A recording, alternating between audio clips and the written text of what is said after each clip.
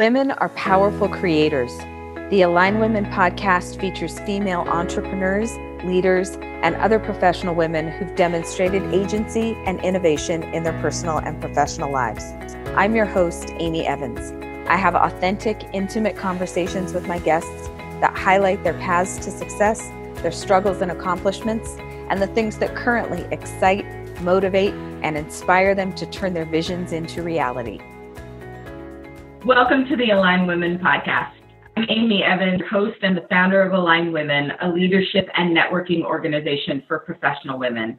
This program features female entrepreneurs, leaders, and other professional women who've demonstrated agency and innovation in their personal and professional lives. And with me today is Abby Havermann. Abby's a coach, an author, and a speaker for high-achieving women. She uses a combination of her experience as a psychotherapist and a financial advisor and a neurochange solutions corporate trainer to inspire women to claim the value-driven personal and professional lives that are theirs to live. You can see why I'm excited to have her on the podcast.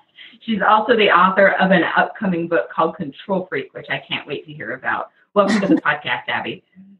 Thank you. Thanks so much for having me. So let's jump in. I used a phrase that is really meaningful to me in your intro, and that's value-driven. Tell me what that phrase means to you and how it factors into your coaching.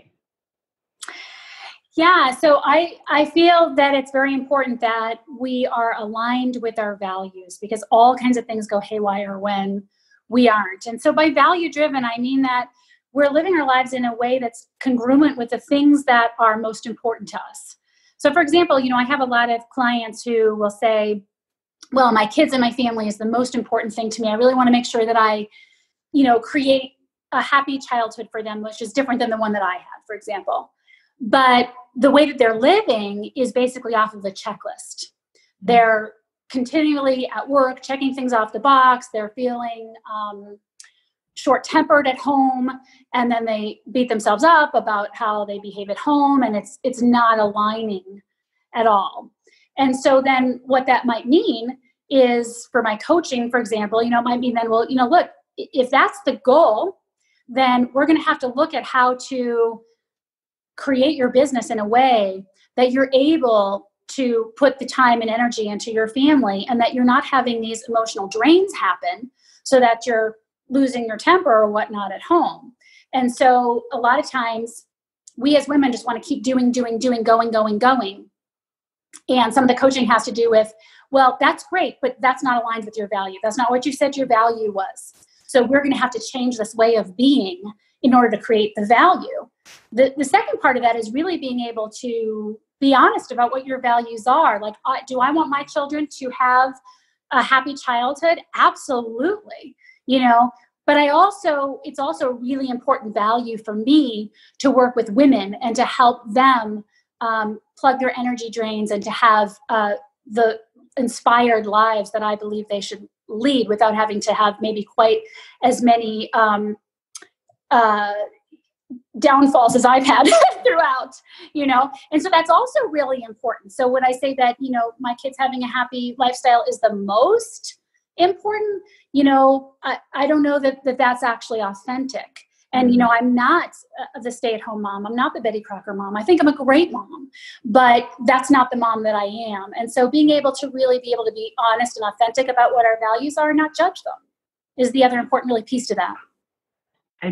There's so much in that that's so important. And I think particularly with children, if you teach your children that they come first in everything, you're teaching them to teach their children that they come first in everything. And then you never put yourself first and they don't learn to put themselves first. Like, I think people forget that they're modeling things for their children all the time, that their children are watching, whether they're in a crummy relationship, that whole, let's stay together just for the kids thing, which is, and what are you teaching them about the relationship that they should be in? And one of the questions that is so heartbreaking and so difficult to ask somebody in a bad situation is, if your daughter was in the relationship that you're in now, would it break your heart?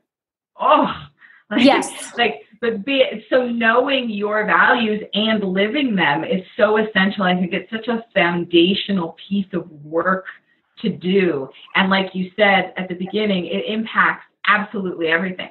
It impacts how you parent. It impacts how you enter into friendships and romantic relationships. It impacts how you communicate at work. It impacts how you pick where you spend your time. It's so important. So I support so much the work that you do in your coaching to help women understand that and identify it and then align themselves with it. And be willing to live it. Yeah. And is another word I love, and give them permission to do it. Yes. Because I think permission is a thing that women often are waiting for from an external place. And while that's probably not the best way to live your life, if they can have somebody like you to give them permission, to help them, encourage them along to do that, I think that's one of the most important things that a coach can do in a coaching relationship.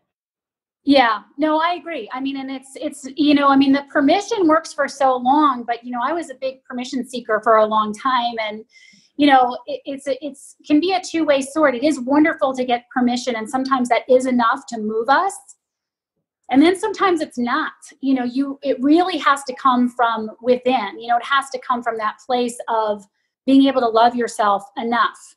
And sometimes, unfortunately, that has to happen from like being beaten down so much, like something bad enough happens that you're willing, but absolutely having someone, a coach, that's always there as that alter ego that's saying, hey, are you aligning with this value? Because we started this relationship and you said this is what you wanted to do and you paid me money, to hold you accountable, to be there. Right. So what's happening right now?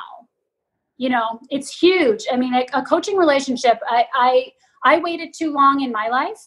I think I always had consultants and I always had a therapist as a therapist. But when I left that therapy field, it took me too long to get a coach. And it's really can be a transformative relationship. I totally agree. And there's a level of accountability and usually gentle butt kicking that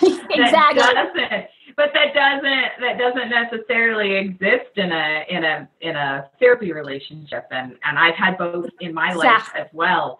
And that was a pivotal moment in my life when I broke up with my therapist and said, I'm ready to take action in a way that this isn't supporting. I need a different level of support than what I've been getting. And as I'm sure you would, I say wonderful things about therapy. It has gotten me through many, many challenging times.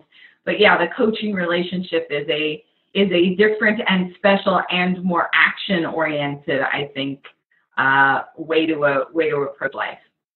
Well, yeah. And like you and I were having a conversation before about, therapy has a lot to do with why, trying to figure out why this happened and why I feel this way. And people stay stuck in that why, and it's an excuse to not move forward. Yeah. And we don't realize we're doing it, but it just becomes, why do I feel this way? And I can't make any changes until I know why this is happening. And really, at the end of the day, why doesn't mean that much. Right. Because we can spend a lot of time figuring out why, and we can know exactly why, and we can have nothing change. Or we can never know why and just change. Yep. Yeah, that was one of the things I've said many times is when I dug down enough, I realized I could go through 3 lifetimes of therapy and still not have it all like cleaned up and tied up in a bow. And so why? What's the point of doing all of that? I'm much more interested in the how than in the why at this point. Yes. And I think maybe there's a good group of women who get to that point in their 40s and 50s when they're empowered enough and have had enough experience to go, oh, right, I can kind of choose my own way. And a coach is a great way to go through that process. So I asked you about one of the values that informs the way you run your business, and I love your answer because it resonates with me so much. You said a fierce loyalty to your intuition. Tell me what pulls you out of your intuition and how you get reconnected with it. So it's interesting. I don't know that I would say that I get pulled out or into my intuition anymore. I would say that historically, I was not aligned with my intuition. It was just an unconscious thing that I was much more plugged into what other people needed, what other people thought, the judgments that I had of myself. And whenever you're thinking that, whenever you're thinking, what do people think? How do I look? Shouldn't I be doing this? That's a great sign to know you are separate from your intuition. And I think I lived a good chunk of my life just that way. And now I would say I am much more conscious of my intuition. And so I'm in alignment with it. And when I know I'm not in alignment with it, I can feel it in my body. So I can feel in my gut and in my chest when something doesn't quite feel right. And I think that feeling was always there. I just didn't recognize it for what it was. And I ignored it. So if something didn't feel right, many, many years ago, I got involved with this real estate thing. And it was horrible. I was desperate in my marriage to make some money. And I got looped into this, buying and selling houses, foreclosures. Mm-hmm. And I was very good with money, very good with money. My whole life, I've been very, very good with money, but I was not plugged into my intuition at all. And I went ahead and did this because I was desperate to make things work in my marriage and to make things better for my husband and to make feel inside myself the way I was trying to look outside, and it was a whole scam. And I missed the whole thing. I missed it all, bought a house, back then that I knew I couldn't afford. I knew it. I felt it in my body, but I just didn't pay attention to that because I was more focused on thinking this would save my marriage or get my husband not to be depressed or whatever it was. So I think that when I'm fearful about what other people are thinking or feeling, that's when I'm out of my alignment, and I just gotta get myself back in. And a lot of women, I think, are so separate from it, they really don't even realize it at all. And they're driven by, these external things, and they don't realize you can't have both. You can't be externally focused and be plugged in to what's happening inside you. Sure. And one of the things I like to do with the word intuition is replace it with knowledge and watch how people's relationship to it changes. Because that's great. I like to say that intuition is both mysticized and minimized for women. And I think it is a very deep knowing that we have. And when it's called something else, then it's easier to minimize it. And it has been historically minimized on a grand scale for women. And when we can connect to the fact that it's actually knowledge, like down to our cells and our energy, actual knowledge, then for me, it shifts the importance that I give it and my willingness to honor it. Well, yeah, it gives it more prestige a little bit. Like if you were to think about knowledge as a masculine word and intuition as a feminine word, it makes total sense. I think that's a great way to look at it, because a lot of really high achieving women, we don't want to do the touchy-feely stuff. We don't want to give ourselves permission to, to love yourself sounds so cheesy, And so to be able to put it into something that is like, hey, this is knowledge. And in fact, it's the best knowledge you have. It is the compass that you really need. I think that's awesome. For sure. So that leads into your book, Control Freak. And I want to hear about that and what led you to wanting to write it. So Control Freak is a memoir, and the day before I was scheduled to take my 2-year-old son and leave my ex-husband, I was arrested for domestic violence. I know, isn't that crazy? And my husband was an addict, and he was addicted to his pain meds. And that morning, while nothing like this had ever happened before, he shoved me, and I slapped him, and he called 911. And when the police arrived, they interviewed us. They separated us and interviewed us. He told them that I slapped him. I told him that he shoved me and I slapped him. And at that time, the police they're not allowed to make a decision whether or not to make an arrest. They're only deciding who to arrest. And I didn't know that. So the story is really about, it's told from this night in jail and what I learned about myself, because I had to stay the night in jail because there were no judges to hear my case. And what I learned about myself during that time, and how I learned that the lens through which I was living my life, the limiting beliefs and the lens through which I was living my life were really what created the decisions that I had made. And they were made from this underlying belief that I was unworthy. And if you had told me that, I never would have believed you, because I had a very full private practice. I was teaching at the graduate level. Had respected colleagues and all of that stuff. But it really came home to me in a moment, literally in a jail cell. And so the story is the unfolding of the addiction and the marriage and the behaviors that go along with being an addictive marriage, and learning how to stop trying to fix something inside by controlling everything outside. That sounds so powerful, and I can't wait to read it. And I'm sure that there is much that will resonate with me and be familiar to me, so we can have that conversation some other time. Awesome. But that sounds powerful, and there's so much value in people, especially women. I mean, that's just the audience I focus on because I can relate. But there's so much value in people telling their own stories. I've had so many experiences where I've read something someone else has written about an experience like you're describing, and seen myself in that in a way I never would had it been in a textbook or in a movie or in something that seems fictional. But when someone's really willing to expose what they've gone through and share that, I think there's so much value in that. So I can't wait to read that. What's the estimated release time on that? I don't know. It's going to an editor in August, but that's not a final edit. Yeah. That's a developmental edit. So I would hope that it would be by the end of the year. But I do feel like sharing story is so important. And I feel like that's why I originally became a psychotherapist, is I wanted a room where people could come to and lay down, their shame and just be like, here, and have the experience of like, we all have that. We're all walking around masquerading, and you don't have to carry that. You're not alone, And so I think, the more humiliating experiences I can share of my life, and I can tell you that entire marriage was one long humiliation, I think the better.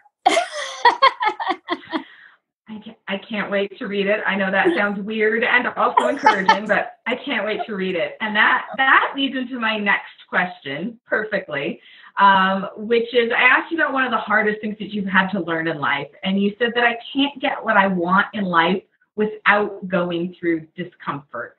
And that was so meaningful to me. Do you think that a lot of people operate under the mistaken belief that avoiding discomfort is the ultimate goal in life? That's what we're supposed to be doing. It's just figuring out all of these Band-Aids and substances and platitudes and things to sort of get us through without experiencing discomfort. And how did you go through that and learn to be uncomfortable and still move forward? Yeah, well, absolutely. I mean, I think it's no secret. Lots of people talk about how, the difference between pleasure and joy, and there's, I think we do. People seek not being in discomfort, and actually biologically, we crave the familiarity. We crave, our brain likes things that are familiar. So anything that isn't familiar can be uncomfortable. And who wouldn't want to seek pleasure? I mean, who wouldn't want to be comfortable, right? That's the biggest thing about change. It's tough because to create change, you have to create discomfort. And for me, one of the biggest things was understanding that was a criteria, that I had to be uncomfortable, but not in the way that you would think. And, I say, to people, working with me isn't, going to be like cream puffs and wine. I mean, it's going to be fun, but it's going to be uncomfortable. And it's never the way that people think, because especially high achieving, really strong women, they're like, oh, it's great. Bring it on. I can, I love it. They want to be beaten up. They like hearing it. Right. but I'm not going to beat them up. That's Right. the thing. I'm not going to shame and beat them up. That's what we're comfortable with. Yeah. The discomfort comes when, when I had to face that I felt unworthy and that I had to behave as worthy. That was uncomfortable. Oh, because so squirmy. Yes, it had all these meanings to me, to behave as worthy, or to say no to people, or to put myself out there in a certain way, with all of the messages that were, my internal messages.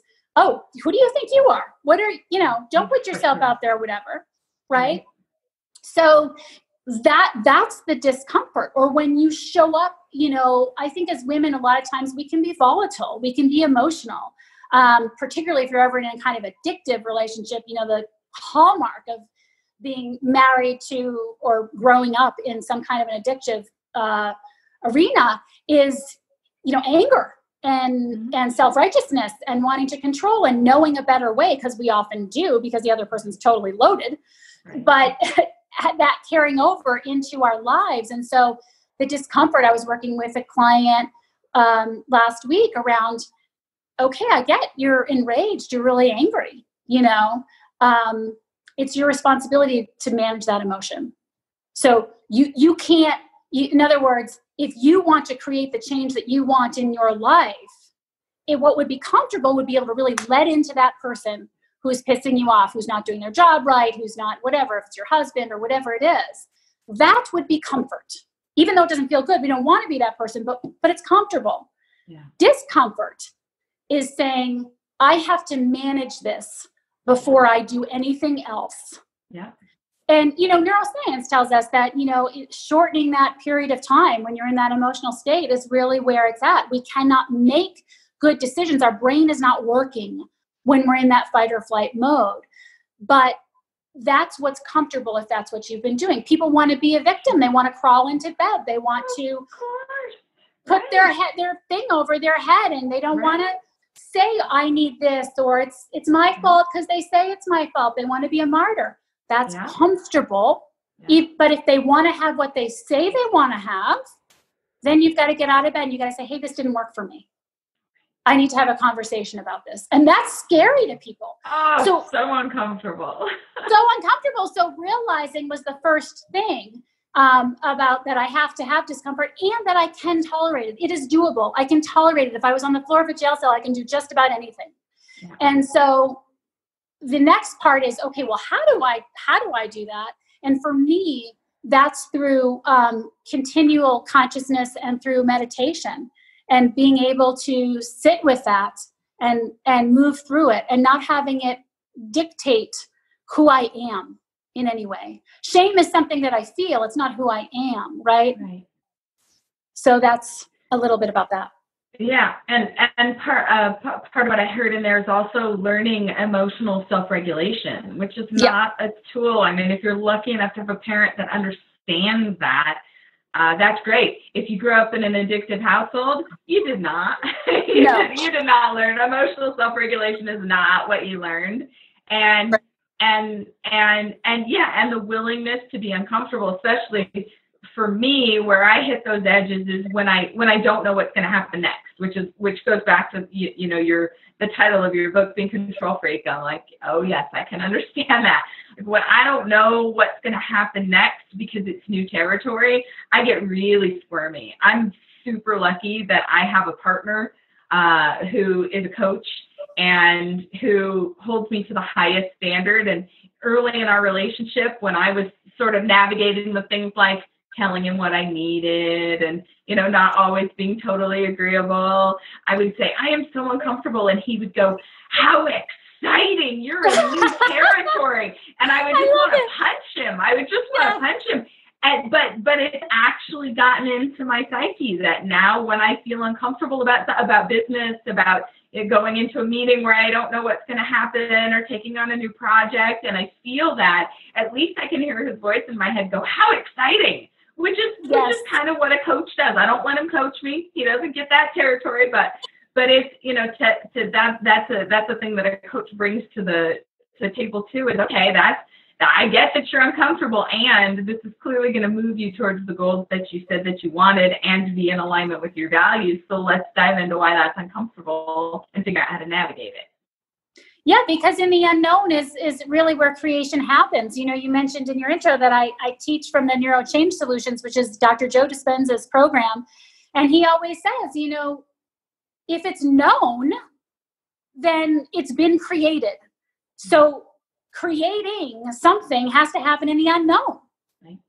So you have to get beyond the limits of your mind to be able to create. And so the unknown is very scary, and people will often, you know, back off it. In fact, I have something on my board right now from a class I taught, and it literally has a picture of all the things that people have to go through to get to that new self that they're trying to create.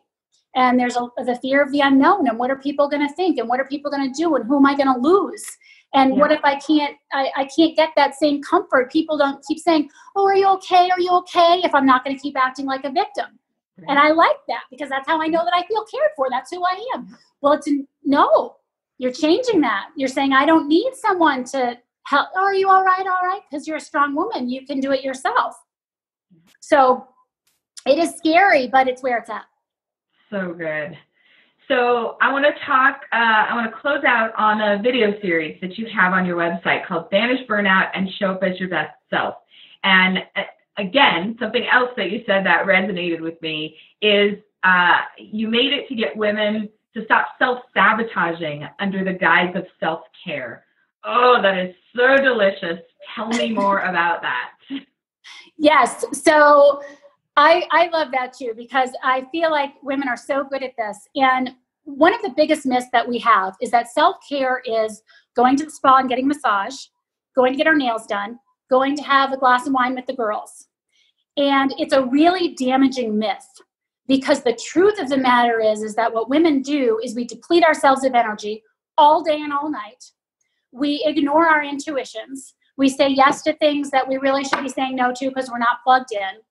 We do things that we think we have to when we don't, because of all of these ideas we have in our head. And so then we schedule a spa treatment because we're exhausted, as we should be.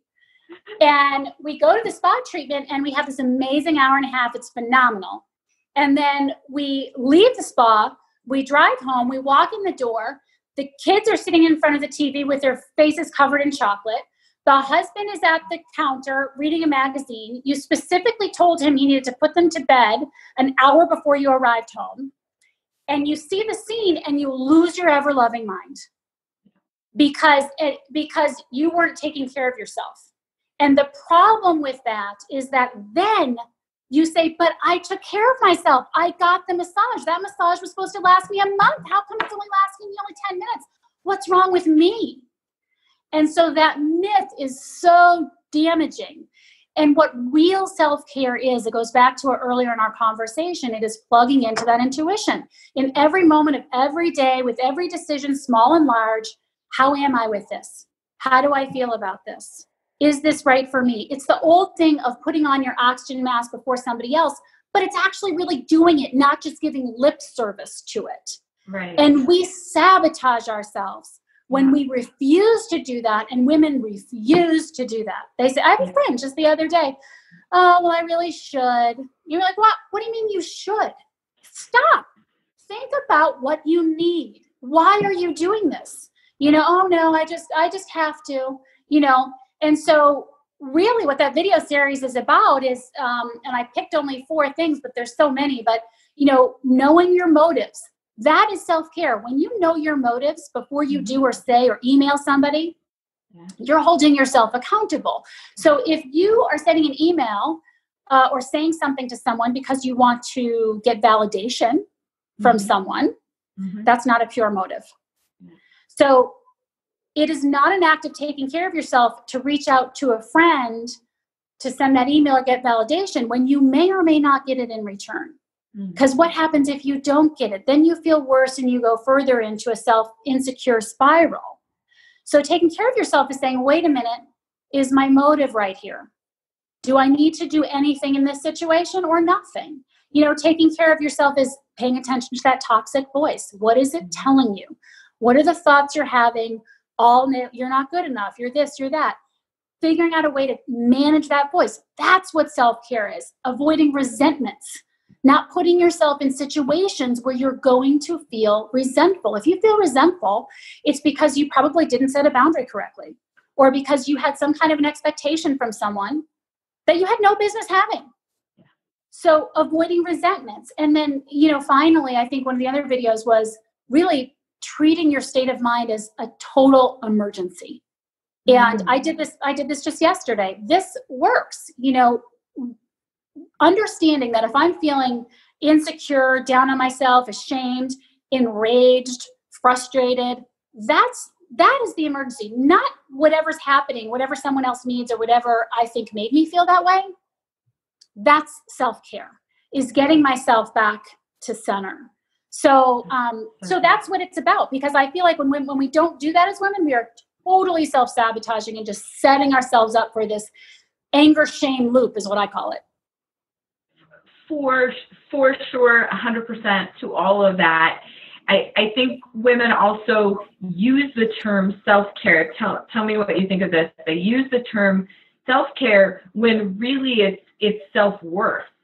Like it's spending an hour, like you said, connecting to your intuition, doing a mindfulness or a meditation practice can have such a positive impact on your sense of self-worth that you need to ask for what you need, that you need to not be operating in the resentments or the screwed up motives like you were talking about.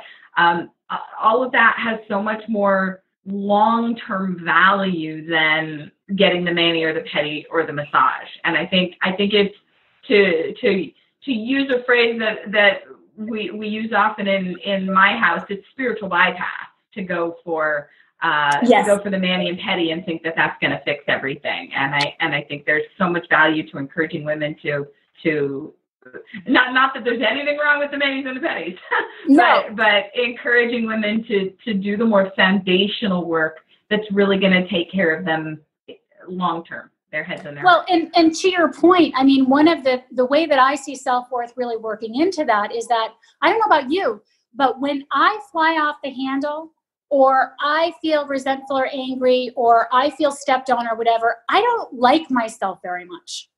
For sure. And so the motive for me in really doing self-care is that I just don't like the person that I am when I'm resentful or, going off about this, that, or the other. And so the more that you care for yourself, it's sort of like the cart and the horse. The more that you do these things, the better you're going to like yourself. And the better you like yourself, the more you can show up. And the less you need those things. Then you can get the spa treatment because you want it. Not because it's like you're so beaten down that you just have to have it, Right. And then you're just making a to-do list the entire time anyway. And so what's the point? Yeah. Yeah, exactly. So I could talk with you about all of this all day long, obviously. Tell me where people can find you, especially your video series.